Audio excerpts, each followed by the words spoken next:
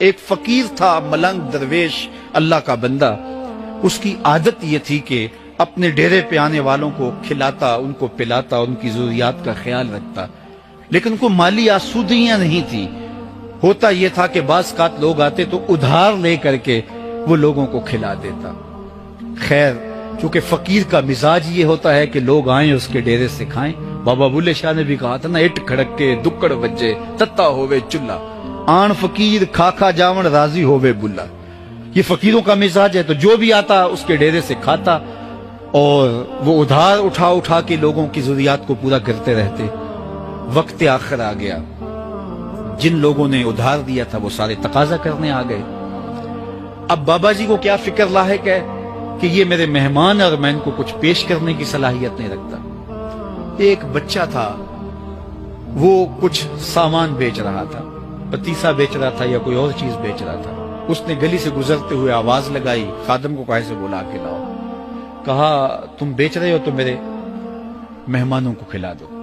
بچہ بڑا خوش ہوا کہ میں سارا دن گلیوں میں گھوم کے یہ پتیسا بیچنا تھا، اب یہ ایک جگہ ہی سارا فروخت ہو گیا تو یہ تو موج لگ گئی، میں جلدی گھر چلا جاؤں گا، میری ماں خوش ہوگی. تو سارا ان مہمانوں کو کھلا دیا گیا. اور اس کے بعد کہا بابا جی پیسے؟ کہا تم بیٹھ جاؤ، جب ان کو ملیں گے تو تجھے بھی مل جائیں گے. وہ بیٹھ گیا، 2 4 10 منٹ بیٹھا تو بچہ تھا پھر کھڑا ہو گیا، بابا جی پیسے؟ کہا جب ان کو ملیں گے تو تجھے بھی مل جائیں گے. پھر آدھا گھنٹہ گزرا تو پھر اس نے کہا بابا جی پیسے؟ میری ماں میرا انتظار کر رہی ہے، ہمارے گھر کا چولہا اسی سے جلتا ہے، میں یہ پیسے لے کر جاؤں گا اور میری ماں کوئی ہنڈیا خریدے گی اور ہم شام کا گھر کا کوئی سلسلہ کریں گے. کہا بیٹا جب ان کو ملے گا تو تجھے بھی مل جائے گا. بچے نے رونا شروع کر دیا. یتیم بچہ تھا، اس کا سارا آسرا یہی تھا. اس نے رونا شروع کر دیا. جب بچہ رویا اللہ کی رحمت کو جوش آیا. کوئی مرید نذرانہ لے کے ان بزرگوں کے پاس آ گیا اور اشرفیوں کی بھری ہوئی تھیلی پیش کی. وہ اتنے پیسے تھے کہ اس بچے کو بھی دیے، جتنے لوگ آئے تھے سب کا قرض چکایا. کہا جاؤ گھروں کو. تو سب نے کہا بابا جی ہم صبح سے بیٹھے ہوئے تھے تو یہ نذرانہ دینے والا صبح سے نہیں آیا تو اب کیسے آ گیا؟ کہا صبح سے تمہارے اندر کوئی رونے والا نہیں تھا، ایک رونے والا آیا تو باقیوں کا بھی کام بن گیا. بعض اوقات کسی ایک شخص کی وجہ سے باقیوں کی خطائیں بھی معاف ہوتی ہیں. آج ہم اجتماعی طور پہ تا حد نظر اندر باہر اوپر نیچے اتنے لوگوں کے ہجوم میں اللہ کی بارگاہ سے یہ توقع رکھتے ہیں کہ مالک اتنے ہجوم میں کوئی ایک تو ہوگا جو تیرا لاڈلا ہوگا، کوئی ایک تو ہوگا جو تیرا بہت قریبی ہوگا، کوئی ایک تو ہوگا جس پہ تیری رحمتیں برسیں گی. تو مالک اس کے صدقے سے ہماری خطائیں بھی معاف کر دے، ہمارے گناہ بھی معاف کر دے. کوئی ایک رونے والی آنکھ مل گئی تو باقیوں کا بھی کام بن جائے گا. اٹھ فریدا ستیا تے میلہ ویکھن جا، وت کوئی بخشیا مل جاوے تے توں ہی بخشیا جا.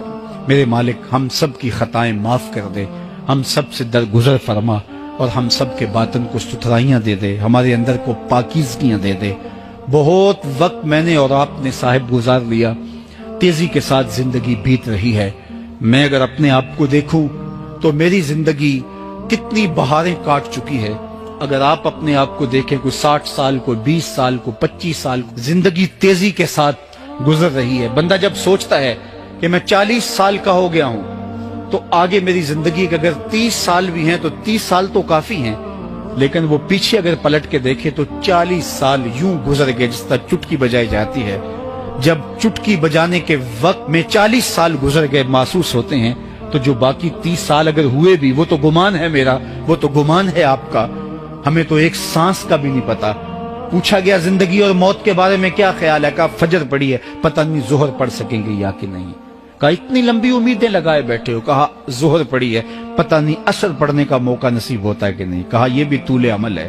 ایک بولا عصر پڑی ہے، پتہ نہیں مغرب پڑھ سکیں گے یا کہ نہیں. کسی نے کہا ایک رکعت پڑی ہے، پتہ نہیں دوسری رکعت بھی پڑھنا نصیب ہوتی ہے یا نہیں. کہا یہ سب تمہارے منہوں کی باتیں ہیں. میں تو کہتا ہوں ایک طرف سلام پھیرا ہے، پتہ نہیں دوسری طرف سلام بھی پھیر سکیں گے یا کہ نہیں. کیا موت اتنی قریب نہیں ہے؟ ہم نے اپنی آنکھوں کے سامنے لوگوں کو جدا ہوتے یوں نہیں دیکھا ہے.